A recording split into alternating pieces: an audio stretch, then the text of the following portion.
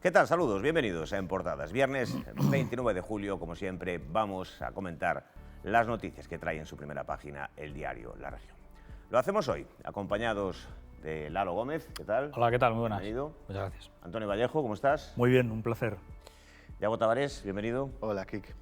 Una primera página del diario La Región que tiene como principal noticia: falta de lluvia y ríos en mínimos auguran más restricciones de agua. Varios concellos de la provincia han adoptado ya medidas para evitar un desabastecimiento total, mientras otros se mantienen vigilantes para tomarlas si la situación no cambia. La fotonoticia que ilustra este tema, una fotografía del embalse de Asportas en Vilariño de Conso, que presenta desde hace meses un nivel muy bajo de agua. Más noticias. Baltar deja las manos libres al grupo del Partido Popular en el Concello para negociar una salida a la crisis.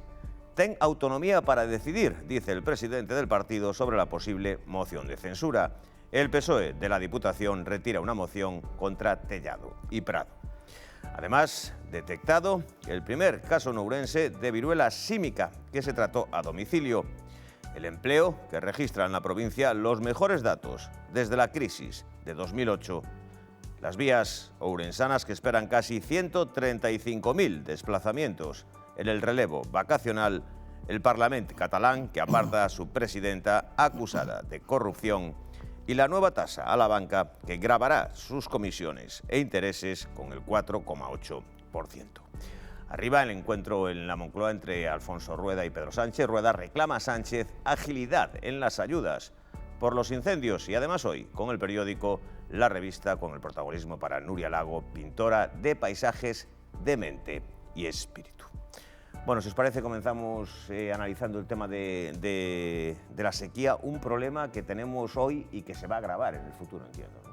Sí, porque el cambio climático es una realidad que ya estamos padeciendo hoy, no es algo a futuro, que muchas veces da la sensación cuando hablamos de ese asunto que es algo que, bueno, que vendrá, que tendremos que hacer algo para mitigarlo. No, eso es una realidad y este año lo estamos comprobando en nuestra propia piel, ¿no? Con esta ola de calor, con esta sequía, con esta situación de fenómenos extremos, tormentas secas, fenómenos extremos que se están viviendo en las últimas fechas. Yo creo que, espero que no sea tarde para que no nos llegue a una situación especialmente dramática, pero sí que creo que tenemos que pensar más que en mitigar los efectos, en adaptarnos a una nueva situación. Y esto quiere decir que esto es previsible, que la falta de lluvia, que las sequías prolongadas, igual que después fenómenos adversos extremos como lluvias torrenciales excesivamente fuertes, van a sucederse con más frecuencia en los próximos años. Con lo cual yo creo que tenemos que pensar en ello de una manera más seria y anticiparse a eso que sabemos que va a ocurrir, ¿no? De nada sirve después lamentarse, tomar medidas ante un posible desabastecimiento. Hay que prepararse para un futuro que el clima va a ser así, va a ser muy extremo, va a ser de lluvias torrenciales, va a ser de sequías extremas y eso a día de hoy no está en el debate. La verdad se habla muy poco. Nos preocupan hoy los incendios, pues algo puntual que ocurre ahora, nos preocupa la sequía de manera puntual, pero nadie está pensando, en ninguna administración además, qué hacer para prepararse para este escenario que es la realidad en el momento actual. Antonio. Sí, probablemente los incendios tienen mucha importancia en el cambio climático, por tanto es bueno que nos ocupemos. Una consecuencia, ¿eh? Sí. Son una consecuencia y contribuyen a aumentar. Una consecuencia que a la vez se convierte en causa porque contribuye a acelerar eso que llaman el cambio climático. Yo no sé muy bien lo que es, pero sí sé que por lo que vamos viendo vamos tarde, pero no tarde 10 minutos, vamos tarde 30 años, ¿no? Y que las medidas que se están tomando yo creo que van en la dirección equivocada. Yo sé que la presión de la opinión pública, empezando probablemente por todos los que estamos aquí, a veces es absolutamente insostenible, pero yo no creo que se contribuya al cambio climático cuando tenemos que hacer un cambio de modelo. Se contribuya pues, subvencionando los combustibles fósiles, las gasolinas, etcétera, ¿verdad? A lo mejor se puede hacer, de una manera puntual y por salvar una parte importante de la economía o porque no sea tan drástico el cambio a determinados profesionales que sostienen un poco el flujo económico, Pero yo, en fin, lo dije en un programa anterior aquí en Telemiño, yo no tengo ninguna necesidad ni ningún derecho a que se me subvencione la gasolina cuando no la necesito para mi trabajo ni para producir otros bienes y servicios, porque esa es la mala dirección. Por poner la gasolina, como puedo poner el uso excesivo de energía, el uso excesivo de calefacción, en fin, esto los expertos saben más, sin contar al primo de Rajoy, que se ve que está absolutamente equivocado en esto, ¿no? Y creo que vamos tarde y el cambio ya no estamos a tiempo de hacerlo paulatinamente, hay que hacerlo de una manera más drástica. No se puede esperar probablemente al año 50 a que desaparezcan los coches de combustión. Probablemente no.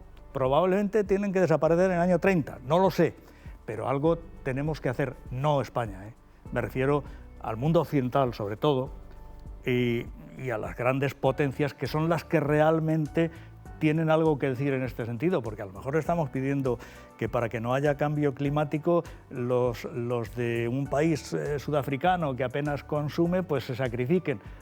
No. Los grandes sacrificios tienen que hacerlo las grandes potencias, Europa, China, Estados Unidos, etcétera, ¿no? Y creo que no estamos en la buena dirección, justamente por la presión de la opinión pública y por la presión electoral que hace que la gente se cabree enseguida y deje de votarte y que no te permite pensar más allá de las próximas elecciones en lo que se debería pensar en las próximas generaciones, como se ha dicho tantas veces, ¿no? Iago. Eu, para non repetir moito o que dixo Lalo, non? É dicir, sobre a relevancia do cambio climático, eu creo que temos que empezar a respetar o medio ambiente, non? E non utilizarlo simplemente para negocio ou para unha depredación. Porque si vemos as estadísticas, a pesar de que este 2022 foi extraordinariamente seco, algún dos encoros incluso ten, dentro da capacidade reducida e preocupantemente reducida, ten máis que no ano pasado. Por qué? Porque o ano pasado, para unha depredación hidrolóxica, non? Para os beneficios das empresas eléctricas, resultou que se baleiraron os encoros para producir electricidade, dun xeito absolutamente irresponsável, non? Entón, eu creo que sí debemos de responsabilizarnos do planeta, neste caso, do noso reducido espazo da provincia de Ourense, e empezar a entender que non podemos seguir así, ni na maneira de respetar a natureza, ni na maneira de estructurarnos no territorio, ni na liberdade absoluta para que planten eucaliptos ou planten piñeiros onde se queira, onde as empresas hidrográficas campen as súas anchas e tanto o sector eólico como o sector hídrico estén a expensas do beneficio dunhas multinacionais, en lugar de estar ao servizo da cidadanía e incluso da cidadanía global. Eu creo que isto que se ninguneaba, que se falaba da prima de Rajoy e toda esta historia, eu creo que hai que tomar en serio porque estamos vendo as consecuencias. E, por certo, eu respecto dos lumes, que agora se alcuman de sexta xeración e non sei que, eso xa pasara hai anos, non? É dicir, cando coincide no territorio humedade inferior ao 30%, ventos superiores ao 30%, temperaturas por riba dos 30 graus, non? Como aconteceron agora, xa aconteceron noutra época que o Partido Popular negaba a importancia e iso é brutal e devastador, non? É dicir, hai que ser coherentes e preocupármonos porque nos estamos cargando a provincia e nos estamos cargando o planeta. Sí, perdona, es que lo del 30-30-30 se ha dado en muchísimas épocas a lo largo de los años. Esto del 30% de humedad, el 30% de viento y temperatura. De temperatura, el 30-30-30 famoso. Pero yo le añadiría una cuarta pata a ese banco, ¿no? Y es que llevamos 50 años sin gestión del territorio. Claro. Es decir, si no gestionas el territorio, pues el territorio, en fin, anda a su aire. Y su aire normal, cuando tiene una masa combustible tan intensa, es que arda, ¿no? Volviendo al tema de la sequía, hace falta también mentalizar a la población. Quizás en el sur sí están más mentalizados con un uso racional del agua. Aquí en el norte casi nunca hemos tenido problemas de consumo de agua. Tenemos que mentalizar también a la población sobre hacer un uso racional del agua. Ya vemos que hay algunos concellos que están poniendo restricciones, en algunos donde pues se corta el agua para algunas actividades. ¿Cómo lo veis? Pues mira, con carácter general, solamente el 3% del agua que existe en el planeta Tierra es dulce. De ese 3%, apenas otro 3% es potable. O sea, imagina la pequeñísima cantidad de agua que podemos consumir los seres humanos. Es pequeñísima la cantidad de agua dulce y potable que podemos consumir. Entonces, con carácter general, al agua dulce y el agua potable es un bien muy preciado y muy escaso, y hay que ahorrarlo en cualquier condición, incluso cuando está lloviendo a mares. O sea, es un bien muy escaso en el planeta Tierra y hay que ser muy cauteloso con echarlo sin que sea estrictamente necesario.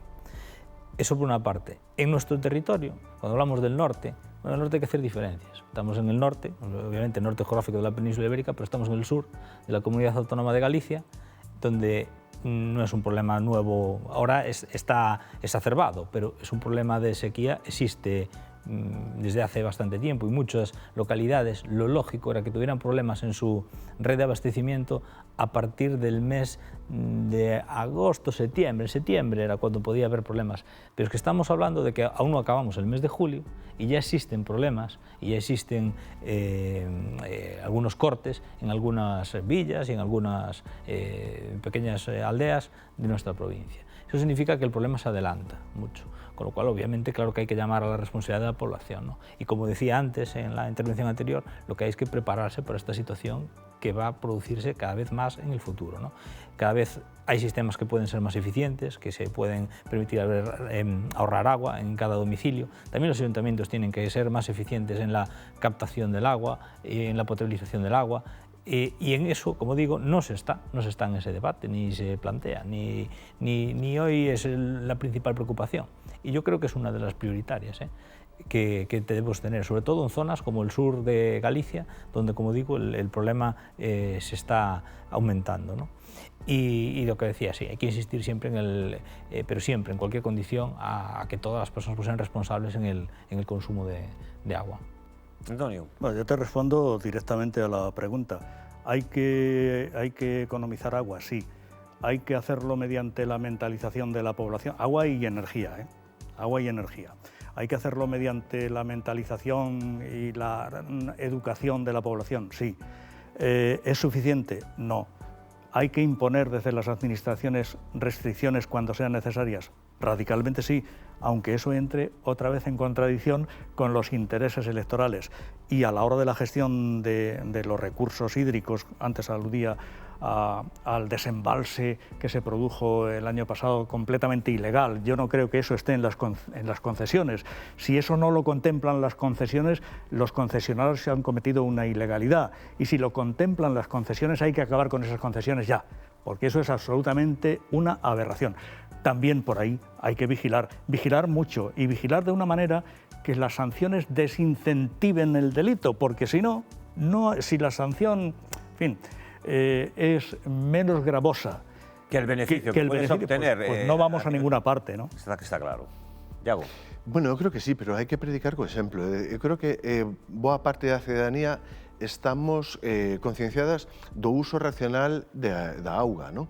E, bueno, e todas as campañas nese sentido de como falaba antes Lalo e Antonio, de que é un ben escaso e que, por tanto, hai que aproveitar, pois me parece ben, pero hai que predicar co exemplo, non? Entonces, hai que predicar co exemplo e as administracións públicas tamén teñen que ser conscientes de que é un ben escaso e que, por tanto, hai que vixiar a contaminación dos acuíferos, hai que vixiar que as redes de auga e os caudaus naturais están limpos. Sí, pero a mellor maneira de convencer a que non estea convencida xa, pois é predicar co exemplo. E penso que non sempre se fai. Bueno, vamos a hacer, si os parece, una pequeña pausa para la publicidad. Volvemos de inmediato aquí en Portada. No se vayan, hasta ahora. Seguimos en Portada con Lalo Gómez, Antonio Vallejo, Yago Tavares. Hablamos, si os parece, del tema político. Baltar deja las manos libres al grupo del Partido Popular en el Concello para negociar una salida a la crisis. Publicó hoy el periódico. Ten autonomía para decidir, dice el presidente del partido, sobre la posible moción de censura. El PSOE vuelve a lanzar el guante sobre una posible moción de censura. Se abre a negociar. El PP, en principio, dice que no pone problemas a esa negociación. Sois levemente, moderadamente, muy optimistas. Yo creo que vivimos esta situación el día de la marmota. Esta intención de, bueno, vamos a intentar patar, poner una salida. Llevamos 3 años en una situación en Ourense completamente surreal, ¿no? En el que gobierna la tercera lista, la tercera fuerza votada es la que gobierna, en apoyo con el que era su principal opositor y principal rival. O sea, es una situación realmente surreal que vivimos aquí en nuestra ciudad, que han tenido tiempo y tiempo para solucionarla. Si verdaderamente existiera una voluntad para que se solucionara, no se ha hecho, tampoco se va a hacer ahora, a falta de menos de un año para las elecciones municipales, ¿no? Y yo creo que esto lo arreglarán, y espero y confío que así sea, que lo arreglarán los ciudadanos en las urnas. Pero por parte de los actuales dirigentes políticos de un partido a otro lo veo altamente difícil, ¿no? Yo creo que el Partido Socialista, que es la primera fuerza, la fuerza más votada del Concello, en el Concello de Ourense, ha hecho lo que tenía que hacer para intentar dar una salida honrosa al Concello de Ourense, pero no, la verdad es que no espero nada que esto vaya a fraguar ahora. Vamos. Antonio. Bueno, si me preguntas si soy optimista o no respecto a la solución, te lo digo directamente, radicalmente no. Soy tan optimista como hace un año, como hace un mes y como en aquel día aciago en el que Baltar y Feijóo decidieron montar el gobierno letal, ¿no?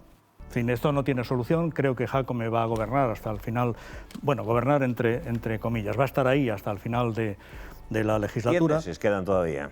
Sí, pues va a estar hasta el final del mandato. Y además creo que si no se analizan las causas del mal para corregirlas, difícilmente se puede corregir el mal. El mal que es que tenemos un gobierno que es el ridículo nacional, no solo nacional, yo creo que el ridículo internacional. No creo que una ciudad del calibre de Ourense tenga un gobierno que institucionalmente esté sometido a mayor ridículo que el nuestro, ¿no? ¿Cuál es el origen de ese mal? Pues que Baltar y Feijóo deciden que es mucho más importante el sillón de la Diputación de Baltar que la dignidad de la ciudad, y a cambio, pues venden, a cambio de mantener el sillón, venden la dignidad de la ciudad. Pues ahí está. ¿Eso se ha corregido a lo largo de los años? No. ¿Ha habido oportunidades? Sí. De hecho, el PP puso condiciones, dijo, bueno, que se vaya el líder de la lista más votada, es decir, una condición muy democrática, entre comillas, vamos, que se vaya el que ha ganado las elecciones. Y cuando el que gana las elecciones decide, bueno, pues por el bien de la ciudad me voy, dice, no, pero además que te vayas, que emigres, que te nacionalices bielorruso, y claro, es una coña. Por tanto, cualquier cosa que puedan decir es una coña. Es una coña. No hay más que una salida democrática en esta ciudad, que es la que darán las urnas en 2023. Y el PP solo tiene una salida digna. No es esto de soltar las manos que antes tenía atadas Baltar. ¿Qué pasa? Que antes se las tenía atadas. Un concejal no tenía soberanía para, en base a su dignidad y a su creencia política, hacer algo mínimamente razonable. No. Por tanto, no se trata de atar o soltar manos. Se trata de que el Partido Popular adopte la única solución digna que tiene después de haber metido a la ciudad en este vergonzoso agujero negro de 3 años que va para 4. Y es que, el Partido Popular pone sus votos a disposición, incondicionalmente a disposición de una salida que recupere la dignidad institucional de la ciudad, porque otra cosa no se puede hacer en los 10 meses que quedan de mandato. Fuera de eso, no tiene ninguna otra solución, ni política y, desde luego, ni digna. Yago. Pues eu non sei se estou enfadado, disgustado ou o que sea. A mí isto me parece un circo e unha falta de respeto brutal con Ourense e coa cidadanía de Ourense. a miña impresión persoal é que levan 3 ou 7 anos simplemente nunha cidade que ten liquidez, que tiña recursos, aproveitándose dos recursos en beneficio propio, partidario, ou máis, dos recursos que ten esta cidade, repito. E non fan nada, non existe vontade de gobernar esta cidade, non existe respeto para a cidadanía, non existe proxecto para sacar isto adiante. E o que é gravísimo nunha situación de crise global brutal, dunha cidade que por inacción nos últimos mandatos existía liquidez e existía capacidade económica e non fan nada. A mí me parece, como ourensán o digo, unha falla de respeto brutal con Ourense e coa cidadanía. Isto é un circo, e sigue sendo un circo, e non teñen vontade o Partido Popular, nomeadamente, de cambiar isto. É dicir, agora que se fan unha moción de censura a sí mesmos, non? Porque levan co goberno máis caro, isto simplemente en asesores custa 2 millóns de euros anualmente. E que fixeron? É dicir, tapan unha rúa porque están en obras para cambiar 2 losetas. Adiantan as festas 3 semanas para pensar que a cidadanía con eso imos condicionar o voto. É dicir, e mentras tanto vemos a degradación institucional, vemos a degradación económica e iba a decir unha barbaridade, e o mal que está pasando a cidadanía, e non pasa absolutamente nada. Ahora dimites porque me votas, porque con tacticismos para ver si consiguen enganarnos, porque nos faltan o respeto, porque non nos consideran dentro de 10 meses.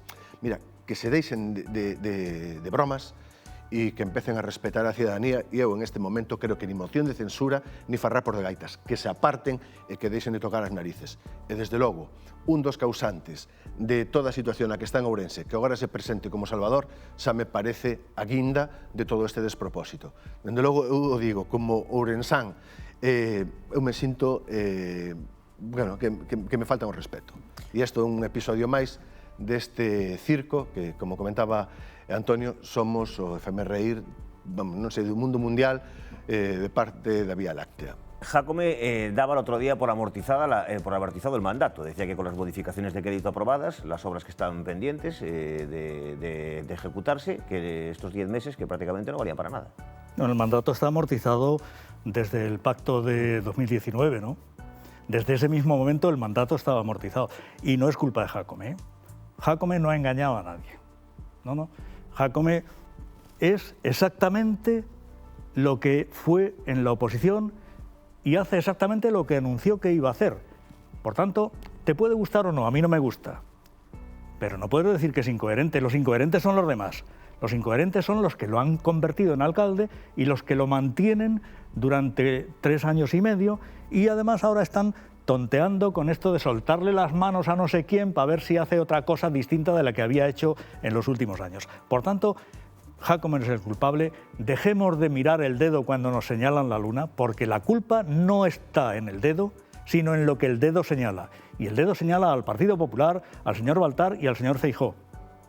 Claro, cierto, pero bueno, tampoco podemos decir que Jácome sea un adalid en la coherencia, cuando su principal baza para presentar esas elecciones era desalojar a Baltar de la Diputación y después pactan con él. No estoy de acuerdo porque, entre otras cosas, gran parte de su comportamiento político era la incoherencia. Por tanto, vale. Es muy coherente que sea incoherente. Es coherente en la incoherencia. Claro, es muy coherente que siga siendo incoherente. Entonces nada claro. Objetar. Tú deixaches a unha persoa que sabías que non tiña carné nin idade para conducir o autobús, lle deixaches o autobús, sabendo que, como a mítica frase de que era esa manida, ¿no? De que era letal, pero deuche igual que fose letal. Sí. Dábache igual as consecuencias que podía ter para a cidade e para a cidadanía que vivimos en Ourense. E iso non é responsabilidade? Home, pois, levando a miña profesión, na miña profesión sí sería responsable, non? El sería inimputable, non? O mellor, pero responsable é quen permite esa situación. E a mí me parece, me parece dunha gravedade que no solo, creo que... Pero perdona, no solo como autores intelectuales de la falcatruada, sino como colaboradores necesarios de la falcatruada y seguramente alguna otra figura penal que tú como jurista encontrarías, ¿no? En la colaboración necesaria para que se cometa la falcatruada que se ha cometido, ¿no? A mí hay una cuestión que también me preocupa, aparte de las prácticas económicas y en la construcción de la ciudad, que es esa polarización y esa tensión que se ha generado en la ciudad por culpa del actual alcalde. Yo creo que ese enfrentamiento permanente con distintos colectivos, con los funcionarios, con la policía local, con las asociaciones de vecinos, con los sindicatos, o sea, que el Concello de Ourense, en vez de servir como un instrumento para que exista una paz social, sirve justo para todo lo contrario. El gobierno municipal, Lalo. Sí, el gobierno municipal. El gobierno municipal, no el Concello. Sí, sirve para todo lo contrario. Sirve para generar tensión, para generar enfrentamiento, para generar enconamiento, para dividir a las partes, para crear confusión, para desincentivar iniciativas.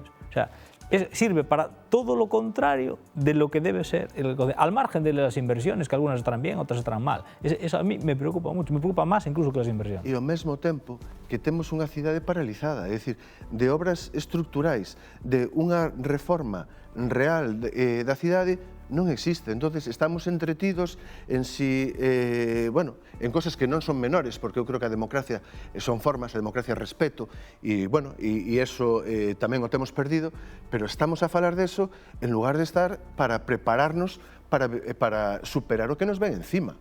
E, e en esa seguimos, e agora pues, nos teñen entretido, que si moción sí, que si como me votan agora resulta que eres un petardo, pero como? Antes de que te votaran non sabías que era un petardo, non sabías que era letal, non sabías que non hai plaza de abastos, non sabías que a cárcel sigue caéndose e que o casco histórico sigue degradándose.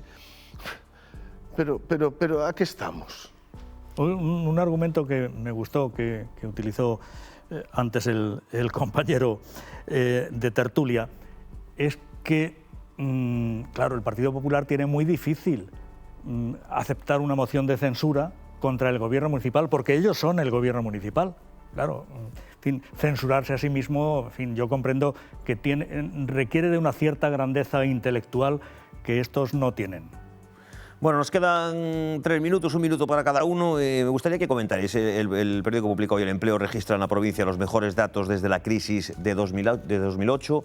¿Es un dato engañoso respecto a la situación económica que estamos viviendo? Yo en esta tertulia he sostenido muchas veces que me preocupa mucho más en este momento la calidad del empleo que se genera que el número de empleados. Es obvio que ahora en verano siempre aumenta el empleo, pero yo creo que desde hace ya una década casi, desde la anterior crisis, la calidad del empleo cada vez es peor. Aunque ahora vemos que aumentan los contratos indefinidos, sí, pero yo creo que cada vez es más difícil para trabajadores llegar a fin de mes. Y estamos ante la situación de que ya hay un porcentaje de trabajadores que trabajando 8 horas al día y tal, lo tienen muy difícil para llegar a fin de mes. La inflación también tiene mucho que ver en eso. Tenemos trabajadores pobres. Y eso me preocupa mucho más que estudiar estos datos, ¿no? Estos datos pues, yo creo que son coyunturales, obviamente, el verano, después de la época de pandemia, esta explosión que se está viviendo. Yo creo que la reforma laboral del gobierno pues ha contribuido a que se estabilicen ciertos contratos, ha mejorado algunas cosas, pero yo creo que en este momento el principal problema que tenemos en nuestro país es la calidad del empleo. Antonio. Sí, pues posiblemente haya que seguir insistiendo en mejorar la calidad del empleo y que haya un empleo que te permita vivir, por cierto, como dice la Constitución, Sí. Como exige la Constitución, ¿no? Pero yo creo que aquí se dan 2 circunstancias. Primero, se desmiente absolutamente que la reforma laboral iba a crear un caos de desempleo y tal. Nada, todo lo contrario. Y en segundo lugar, los datos objetivamente son buenos, son muy buenos objetivamente, pero yo no me fijo solo en el número de empleados, porque leyendo los datos esta mañana así por encima en Internet, he visto que no solo aumenta el número de ocupados y el número de empleados, sino que aumenta de una manera muy importante el número de horas contratadas. Bueno, eso sí es importante, porque claro, un empleado por 1 hora, pues es un empleado por 1 hora, figura como empleado, pero es 1 hora. Pero si aumentan 10 horas, pues son 10 horas, ¿eh? Y el aumento de horas es muy importante, más importante incluso que el número de personas, del crecimiento del número de personas empleadas. Iago, rapidito. Ben, crece no sector da hostelería, crece no sector servicios, en industria e en agricultura, en parámetros interanuais, descendemos. Galiza é a que menos crea por baixo de Comunidade Autónoma, por baixo de Murcia. Por tanto, ben porque hai máis emprego, pero comparativamente e se o facemos en termos relativos, bueno, temos que facelo mirar, non? Temos que facelo mirar. E segundo, hai un dato que sigue sendo preocupante na provincia de Ourense. Temos unha taxa de actividade dun 48,9%. Por tanto, somos a peor, non sei se Zamora en isto, pero se non somos a peor, estamos na segunda en taxa de actividade. Eso condiciona moitísimo o futuro. E segundo, respecto ás relacións laborais, por suposto que hai máis contratos indefinidos. Agora, claro, un contrato indefinido que implica si unha indemnización por despedimento é barata.